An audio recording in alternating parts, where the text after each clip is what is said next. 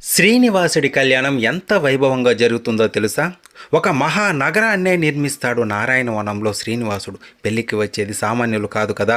ఆకాశరాజు ఆతిథ్యం ఇచ్చిన ఒక బ్రహ్మ పరివారమే 10 లక్షల మంది. ఒక్కొక్క లోకాన్ని దాటేటప్పుడు ఆయా లోకాల వారు కూడా కలుస్తారు. కైలాసం నుంచి శివ పరివారం అందరూ కలిస్తే 1,000,000 మందికి పైనే శ్రీనివాస కళ్యాణానికి వచ్చారని పురాణాలు చెబుతున్నాయి. అంతమందికి వసతి భోజనం సామాన్యం కాదు కదా. ఒక పెద్ద సభాభవనం నిర్మించమని విశ్వకర్మను ఆదేశిస్తాడు.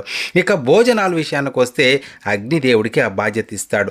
ఋషులు మునులు మర్యాదలు శివునికి, పిలుపుల బాధ్యత షణ్ముఖునికి, పౌరోహిత్యం వశిష్ఠునికి, బ్రాహ్మణులకు దానాలు చేయమని కుబేరునికి, అతిథులందరినీ కూర్చోపెడితే పాండు తీర్థం అంటే గోగర్భం డ్యాం నుంచి శ్రీశైలం వరకు ఆకులు పరిచి ఒకేసారి వడ్డిస్తారు.